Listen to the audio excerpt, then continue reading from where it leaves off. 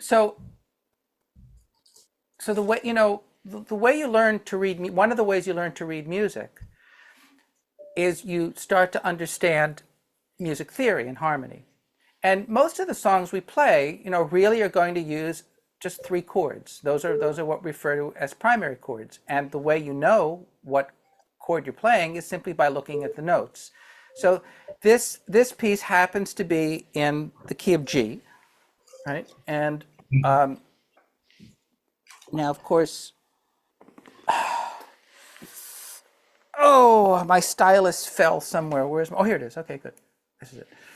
This piece happens to be in the key of G, but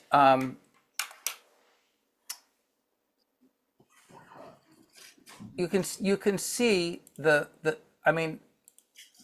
notes that are in each measure, right? And of course, when you try to figure out a chord, well, you have to the chord might not reveal itself until you look at an entire measure, right? Or a chord might not and very likely won't take up an entire measure, but it may be, the word is displaced. Okay, it may be moved over a little bit. So actually, the first chord might be that, let's say, and then the next chord might be this, and then the next chord might be, let's say that, and then and actually the next chord would probably be like this, and then the next chord would be this, going over the bar line. Okay, and then so that's going over the bar line to here, and then resolving what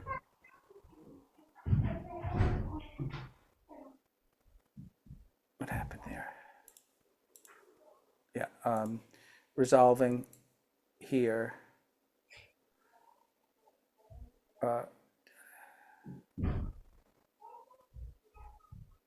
So can you tell me what the chords are? Can you recognize them? So before we do that, in the key of G, right? In the key of G, you're going to have what three chords? G. Yeah. G major, C major, Right. D major. Yeah. D major, or maybe D7. Okay, but that's pretty much it, right? That's our our 1, our 4, and our 5, right? Or our 5/7. 5/7 would have 4 notes in it rather than 3, right? But that's basically, those are our primary chords. Okay, so what are the notes in the G chord? G, B, and G, B, and D. G, B, D. Okay. So let's just take that first. Looking at these measures, which one of these measures do you think are G chords? So the first, the third, Yeah. where we have the G on the bass, right? Usually, yeah, that's right. The bass note will tell you, but be careful because it can be tricky. Yeah, that one can be tricky. That one is a G as well, no? Or Actually, not? I'm gonna erase one thing here. I think I'm gonna erase that, and yeah.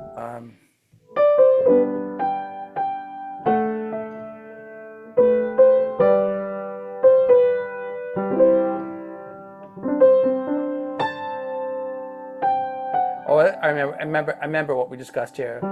Yeah.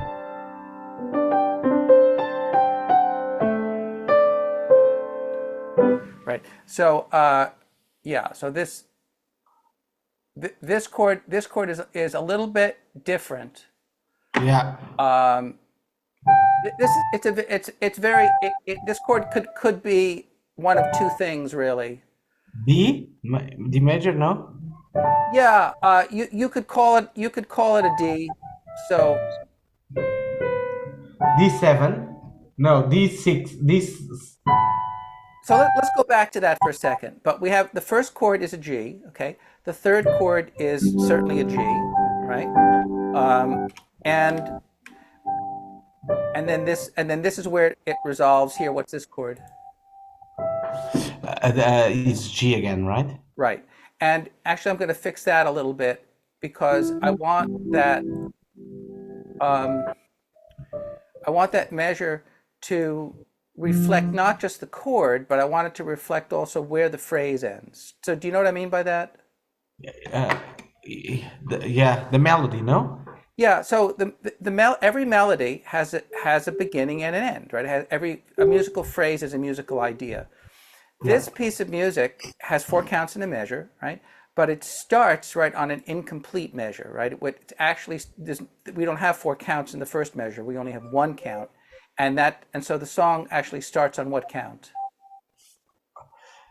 On the fourth count. Yes, it does, right? Starts on count four, and so you would expect, in order to have four counts all together, what count would the phrase probably end on? Ah, good question. See, if the phrase started on count one, usually there'd be usually let's just say there'd be four counts would be the phrase. Okay, so Yeah. if the phrase started on count one, what count would the phrase end on? On the third? No, because that would just be three counts. But in this instance, Or? because it starts on four, Yeah. right? Because the I know. So yeah. go ahead. What are you gonna say? No. Yeah, but it ends up on the third count of the second Yes, measure, no? that's right. Yeah, that's exactly right. So instead of one, two, three, four, the phrase is four, one, two, three. That's a really important concept that a lot of music students just don't quite understand. But it's that uh, it's this musical phrase. That's the phrase. Four, one, two, three.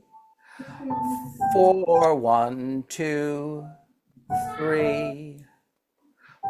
Four and one, two, three. Uh,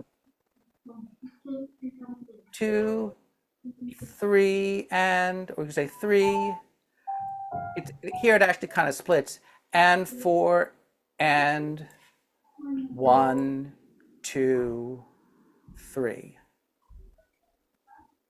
Okay, that's really where the music is. And so, in order to see the chords might not line up perfectly, but that's where the chords are. So here you can tell that's a G chord because you got a lot of G, B's, and D's. What's the one note that probably is not a chord note?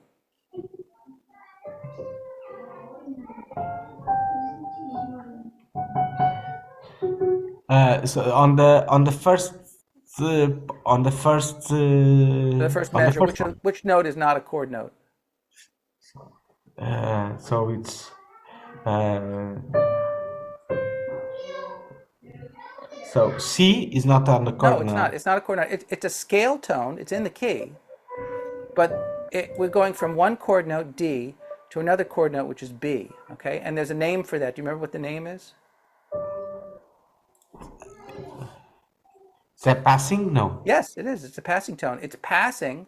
I'll write PT for short, but The passing tone moves from one chord note to another chord note, but what you have here is you have a scale, okay, and you have this. It's just a scale tone that's moving, okay. That's why you learn your scales. It's a dissonance, but it's a very mild dissonance. And it's a mild dissonance for two reasons. It's a mild dissonance because, first of all, it's in the key. And secondly, it's on a weak beat. It's not just, it's on the second half of count four, right? It's on what we call the and of four. So that's the second half of count four, and it's a weak beat.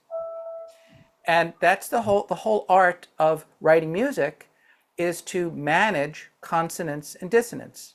So some things sound restful and some things sound like they're energetic and they're moving forward and they create tension.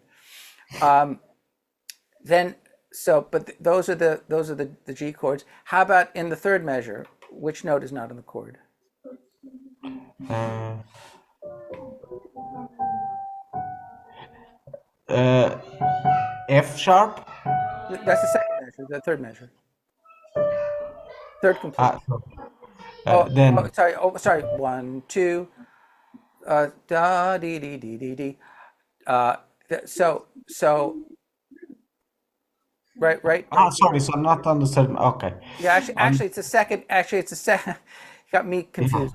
It's really the second full measure, but right, because we have our, yeah, the yeah. second. So So our bar lines, our there. Here's our bar line, right, and then here's our bar line, and then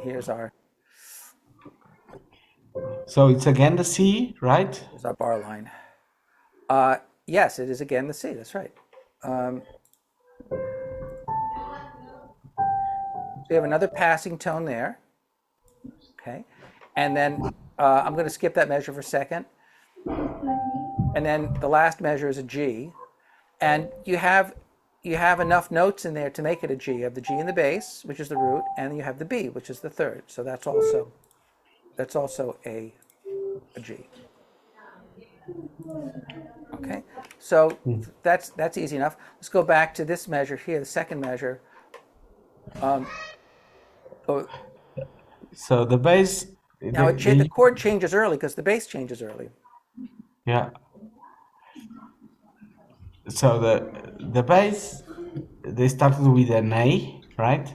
Yeah, But can be part of the D chord. yeah.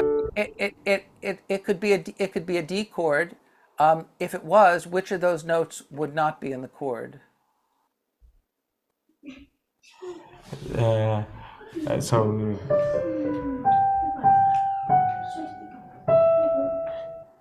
E, The E, right? Okay.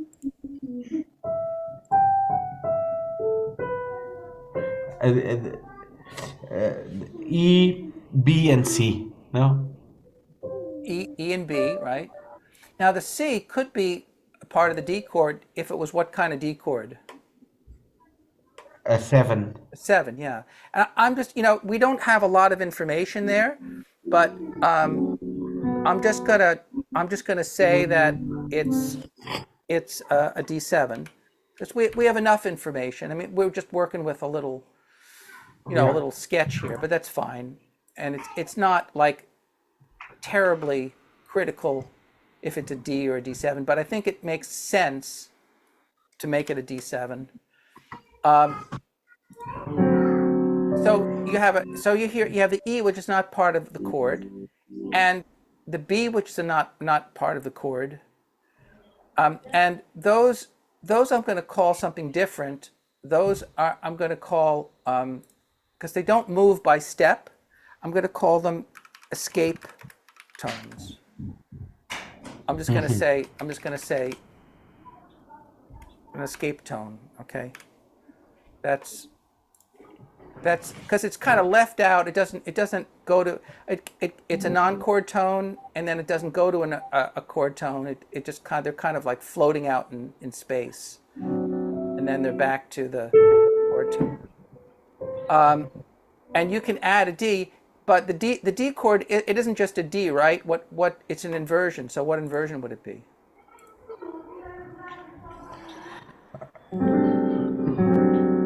I would I would do the I would start with F sharp, A, C, and D. No? Well, you have A in the bass, right? So what it would be an Ah, inversion. okay. So slash A, right? That would actually be more specific. And it's a different kind of sound than if we just had the D in the bass.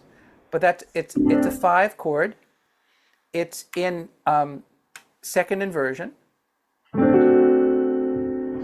and the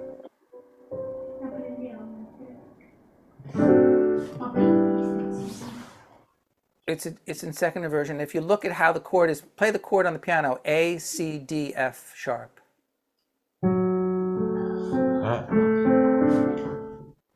Right. That's right. So what's the interval from A up to C Is a third. and A up to D? It's so it's one.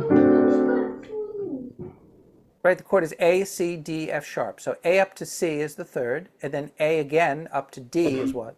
One. No, No? no, it's D is higher than the C.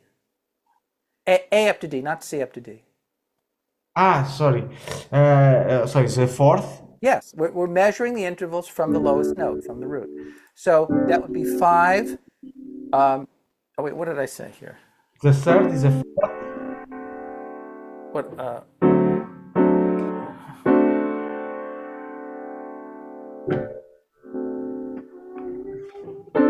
Yeah, 5. So you'd 5, 4. What am I doing that right?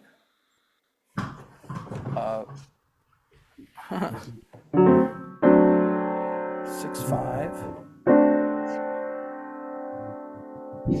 4, 3, and 4, 2. Yeah, it's 5. It would be 5, 4, 3 is what. Well, 4. Oh, that's why it doesn't look right. 4, 3. That's how you'd write it. That's what they call the figured bass. Okay.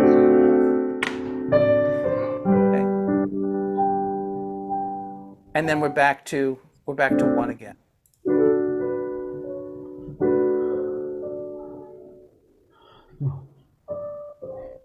Now, let's go to this measure over here. This almost looks like a D chord, right?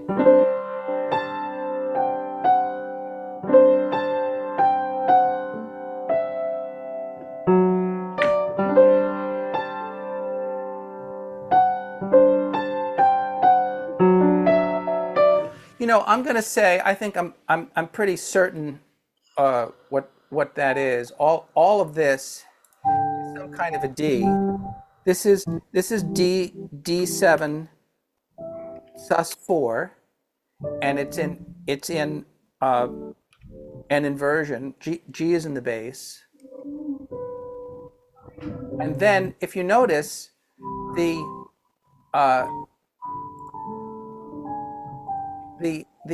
G here goes up to the F sharp. See that? yeah. And then it just resolves to D7 with F sharp in the bass.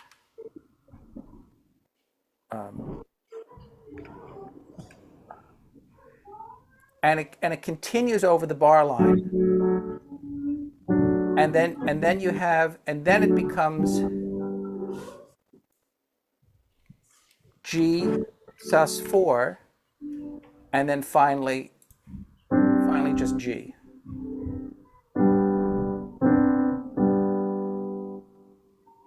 Yeah.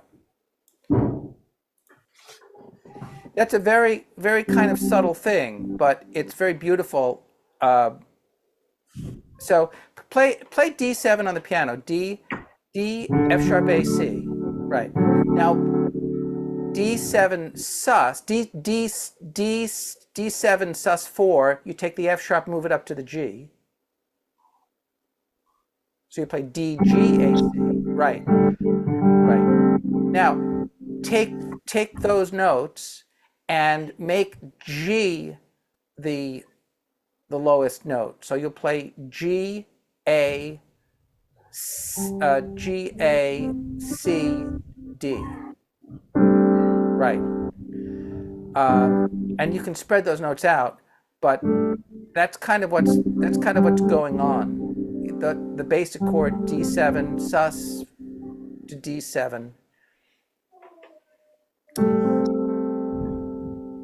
Now play a G chord. Play GBD.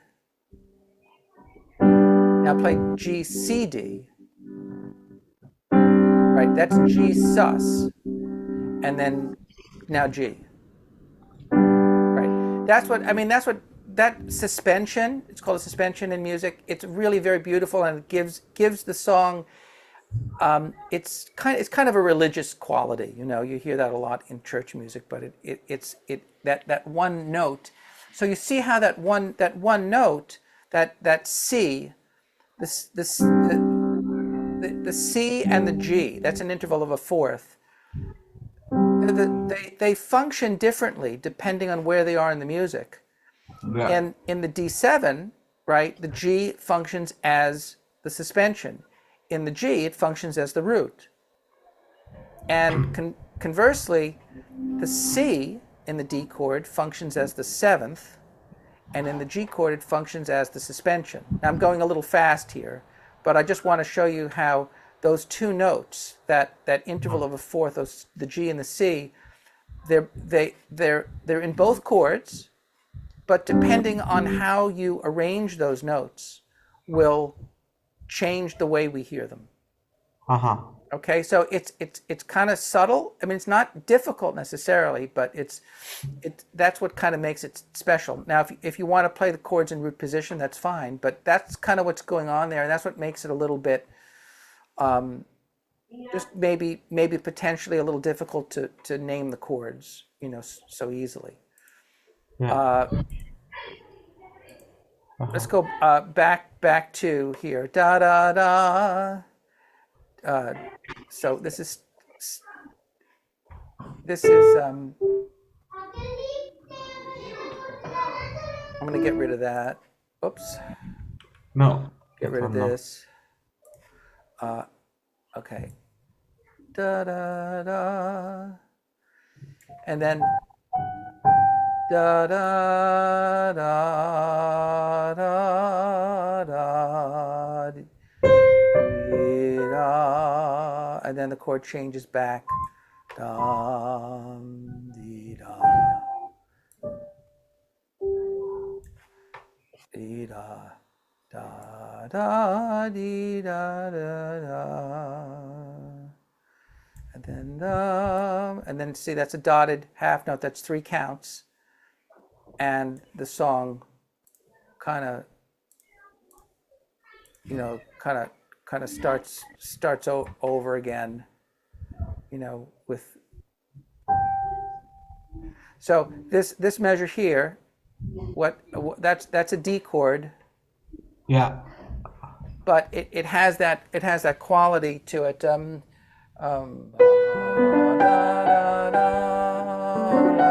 Let's see.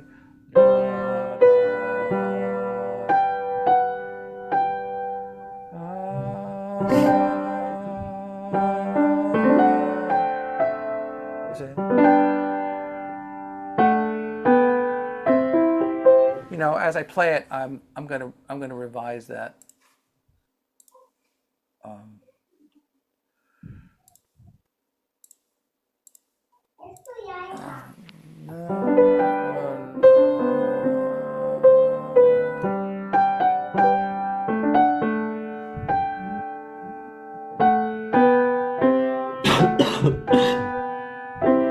Okay, so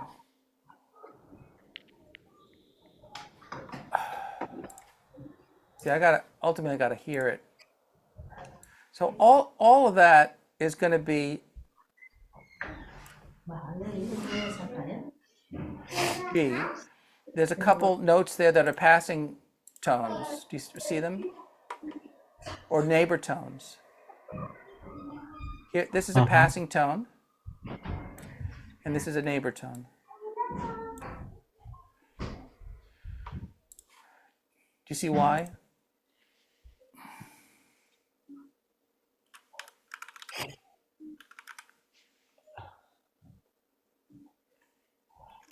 Because it's an F going to G, F sharp.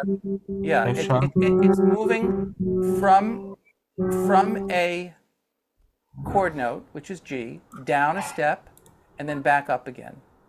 And that's what we call a neighbor. It's actually a lower neighbor. But da da dum. The other one here, this one's stepping up. This is your passing tone. It's passing from a chord note G to another chord note B. And then the chord changes. What chord is that? That should be easy to see. Is C? Yeah, C chord. That's your four chord. And then the chord changes again. Da, da, da, da, da, da,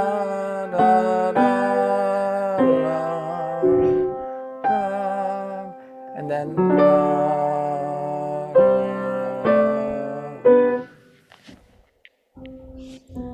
see what chord this is?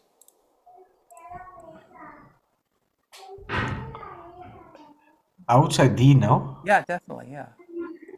And it's probably not just D, it's D what? D7. D7 maybe, yeah. So let's call it, but there's a 7 there.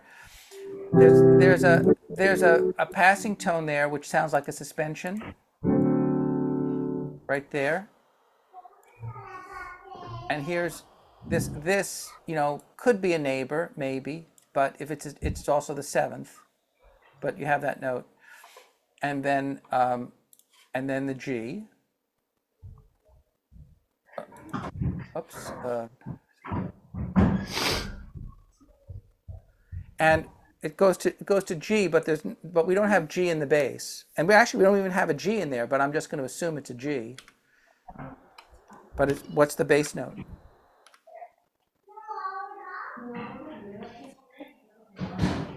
B? Yeah, B. First space above the staff. Play a GBD. That's root position. Now play BDG. So bring the G up right. So B up to G is what interval? Is a third? Wait. That's B up to D. B up to G. Ah, sorry.